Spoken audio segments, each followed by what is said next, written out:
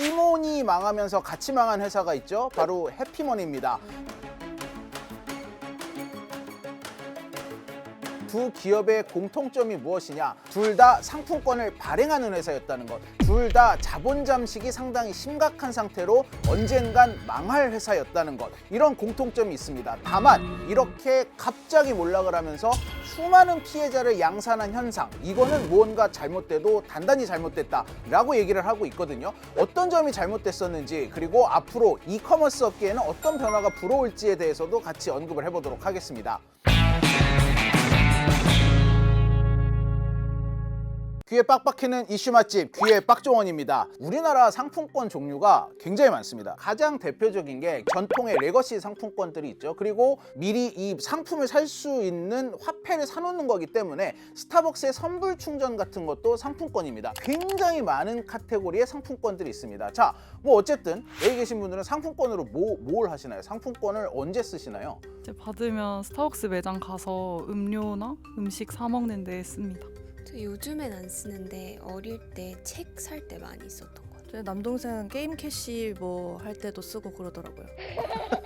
우리가 상품을 이렇게 쓰죠. 상품이나 서비스를 구매를 할 때 화폐 대신에 사용을 하려고 쓰는 겁니다. 유통업자들이 상품권을 팔 때에는 크게 자신들의 매출을 높이고 싶은 목적이 있어요. 우리가 10만 원을 현금으로 받았을 때는 그걸 이마트에 가서 쓰지 않죠. 하지만 이마트 상품권 10만 원을 받았을 땐 이마트에 가서 씁니다. 하지만 이번에 문제가 됐던 이 해피머니 상품권이라거나 그 티머니 사태가 터지기 직전까지도 발행을 했던 티몬 캐시 같은 상품권은 그렇지가 않아요. 이들의 목적은 물건을 팔아서 매출을 높이는 데 있지가 않습니다. 이러다 보니까 모든 문제가 여기에서부터 출발을 하게 됩니다. 이 문제를 우리가 좀 더 깊이 파고 들어가려면 상테크가 뭔지를 좀 설명을 드려야 되거든요. 상테크, 상품권과 재테크의 합성어죠. 소비자가 상품권을 구매해서 이 상테크에 활용하기 위해서는 필수적으로 따라와 줘야 되는 구성 요소들이 있습니다. 먼저 상품권을 발행하는 상품권 발행 기업이 있어야 되고요. 이 상품권을 파는 티몬과 같은 이커머스 업체가 있어야 됩니다. 여기서 소비자가 사죠. 이때 뭘로 사느냐? 바로 신용카드로 삽니다. 의외로 상품권을 구매하는 것조차도 모두 실적으로 쳐줘가지고 마일리지를 준다거나 아니면 나중에 캐시백으로 현금으로 돌려준다거나 이런 카드 혜택을 주는 카드 상품들이 있습니다.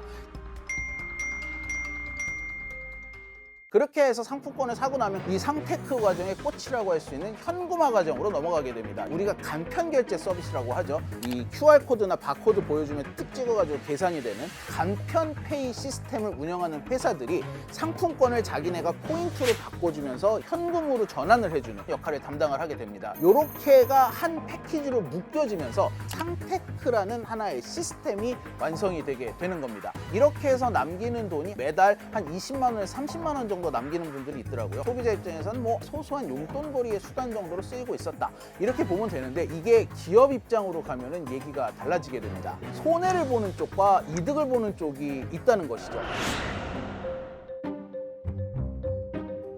누가 이득을 보느냐? 일단 현금화를 담당했던 간편 결제 앱 이득을 봅니다.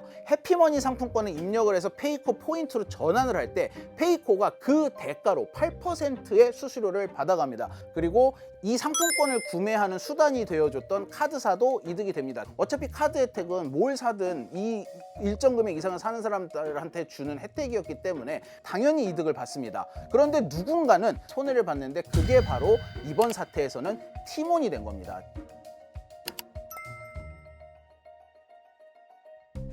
사실 상품권 판매는 티몬만 했던 건 아니에요. 대부분의 이커머스 업체들이 할인된 가격으로 팔았습니다. 다만 할인 폭이 얼마나 됐었는지를 보는 게 중요한데 예를 들어서 5만 원권 상품권을 판다고 했을 때 대부분의 이커머스 업체들이 지금까지 한 7.6% 정도 할인을 해줬었어요. 그런데 티몬이 5월부터 얼마나 할인을 했느냐?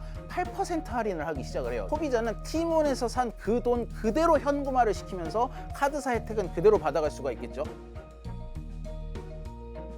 이게 소비자에게는 더 구미가 당기는 이 혜택으로 다가가게 된 것이고 상테크의 규모를 점점 더 키우는 역할을 하게 된 것이죠. 그러면 8%로 할인을 해준다는 거는 티몬이 자기들이 감소하고라도 깎아주겠다 하는 건가요, 그러면? 그렇죠. 마진을 하다못해 1%로 더 남기는 게 장사인데 도대체 무슨 목적으로 팔았느냐, 이걸 왜 팔았느냐라는 의문이 남을 수밖에 없게 되는 겁니다. 급기야 6월 달에는 10% 할인까지 불러버립니다. 미친 거죠. 이건 정말 말도 안 되는 행위인데 단 조건이 있었습니다. 한 달 후에 배송을 해주겠다. 이상하죠? 상품권은 보통 우리가 결제하는 순간 상품권 번호가 문자로 바로 날라오거든요.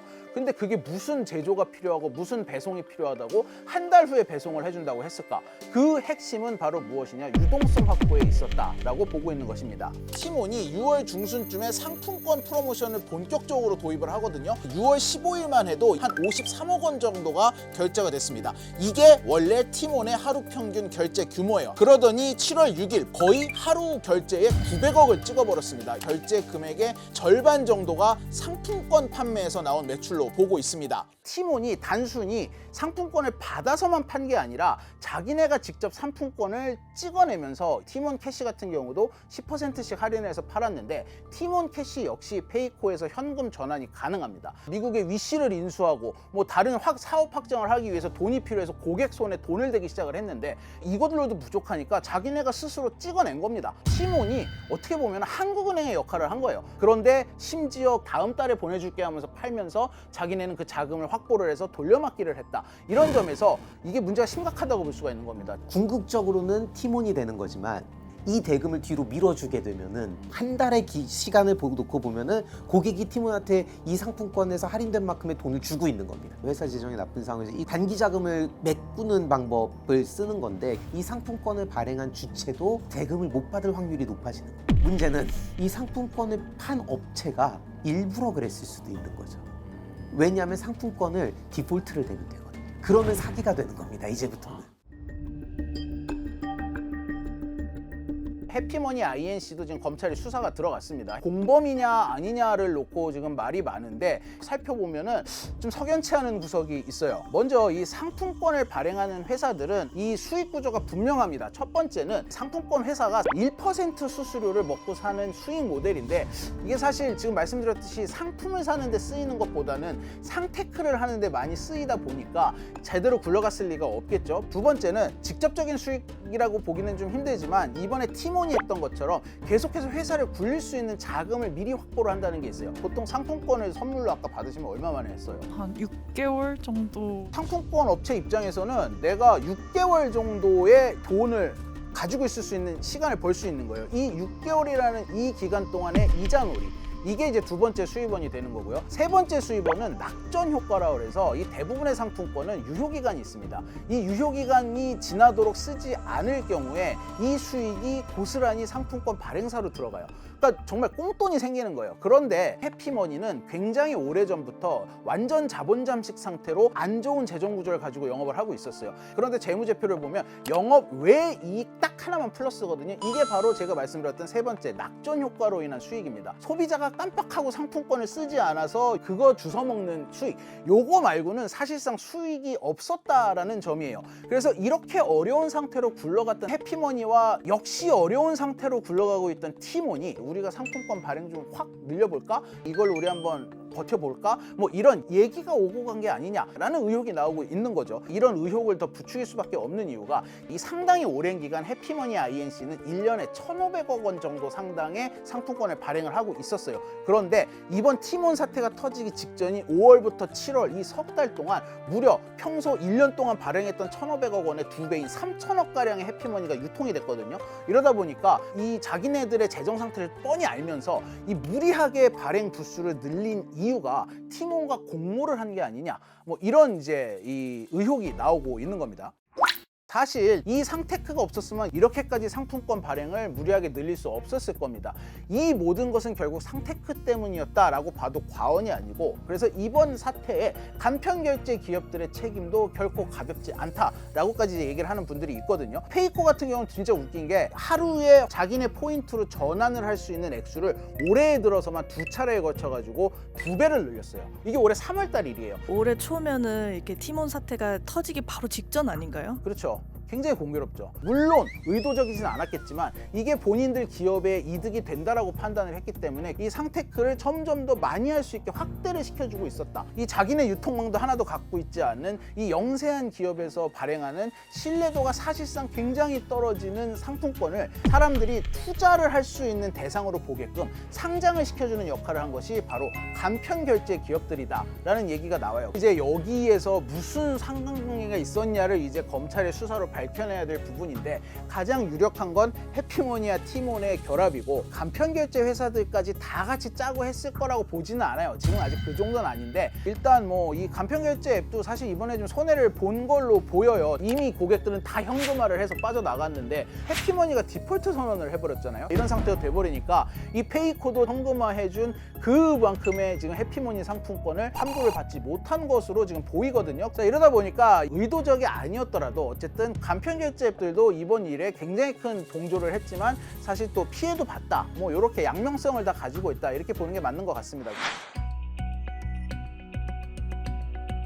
그럼 상품권을 현금화하는 그 자체는 법적으로는 문제가 없나요? 상품권을 현금화하는 상테크는 지금까지는 현행법의 테두리 안에서 벌어지고 있는 일이었습니다. 자, 그러다 보니까 규제를 해야 된다라는 얘기가 나오는데, 이게 기업의 수익 활동의 일환이기 때문에 이걸 그냥 무조건 못하게 한다라는 거는 자유주의 국가에서는 사실상 불가능한 일입니다. 그러면은 이제 나오는 얘기가 카드도 깡을 못하게 하니까 상품권도 현금화를 못하게 해라 라는 얘기가 나오는데, 이 부분을 해결할 수 있는 굉장히 의외로 간단한 방법이 있어요. 유럽에서 지금 하고 있는 모델인데, 이 상품권을 상품권 발행처에 가서 필요 없는 사람들은 공식적으로 환불을 받아오는 겁니다. 상품권은 상품을 사는 목적으로만 써야 된다라고 한다면 이 많은 문제들이 사라지겠죠. 그렇게 되면 발행자들도 함부로 이걸 발행을 못해요. 다 부채니까. 지나치게 할인을 해서 팔면 그게 나한테 비수가 돼서 돌아올 거기 때문에 그렇게 못하는 효과를 가져오는 겁니다. 이러면서 반대로 기존 상품권들이 좀 반사이익을 누리는 게 아니냐라는 질문도 있는데, 그건 아니라는 지금 전문가들의 분석이 나오고 있거든요. 그 이유가 뭐냐면, 기존의 상품권들은 원래 실제 상품을 구매하기 위해서 쓰는 목적이 강했다 보니까 애시당초 그만큼 세일해서 팔지를 않아요. 기껏해야 2% 정도 할인을 해서 파는데, 이 상품권을 가지고 현금화를 해서 이 시세 차익을 노리겠다라는 생각을 하는 사람은 사실상 없는 게 현실인 거죠. 이런 상황에서 우리나라 이커머스 업계에 무슨 영향을 줄 것이냐라는 이제 궁금증도 나오고 있어요. 결론부터 말씀을 드리자면, 사실 뭐 우리나라 이커머스 업계 기존의 상품권을 통해서 어느 정도 유동성을 확보를 하기는 했었겠지만, 뭐 이게 엄청나게 큰 부분을 차지하지는 않았었기 때문에 정상적인 기업들이라면 이게 뭐 우리나라 이커머스 자체의 어떤 지각 변동을 가지고 올 정도의 큰 변화를 가져오진 않을 것이다.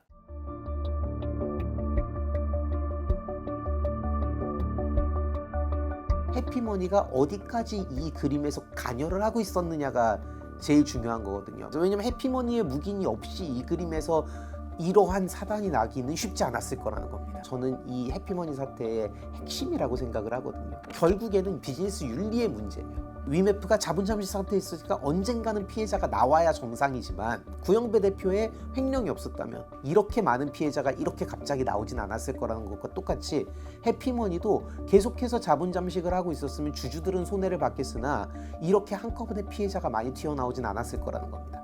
피해자들에 대한 보상이 중요하기는 하나, 비즈니스 윤리에 대한 문제를 피해자들의 피해와 눈물로 또 정쟁화를 시켜버리면요, 국민들의 관심이 꺼지고 힘들어지게 되면 이 문제를 근본적으로 해결할 수 있는 기회를 놓치게 되는 거죠. 이런 걸 관리하고 감독해야 될 정부 당국은 손 놓고 있었어요. 근데 우리나라가 이런 일이 처음이냐? 아니란 말이죠. 우리나라에 벌써 머지 포인트 사태 있었죠. 그리고 이커머스는 아니지만 이런 일종의 폰지 형태의 영업 방식으로 굉장히 많은 피해자가 나온 것도 역시 루나테라 사건이거든요. 루나테라 사건 겪었고, 티몬이 또 그 비슷한 행태를 너무나 그냥 일반인이 봐도 눈치챌 정도로 버젓이 하고 있었는데 아무도 이걸 뭐라고 한 사람이 없다라는 거죠. 이 부분에 있어서 우리나라 정부 당국이 반드시 비판을 받아야 되는 부분이고요. 비윤리적인 경영을 한 구영배 대표와 티메프, 그리고 만약에 해피머니 상품권을 발행한 회사가 같이 연관이 돼 있다면 이 회사 역시도 함께 엄청난 책임을 져야 할 것이고요. 무엇보다 이런 사태가 버젓이 진행이 몇 달 동안 되고 있었음에도 손 놓고 바라만 보고 있었던 이 구멍난 행정도 결코 책임을 피하기 어려워 보입니다.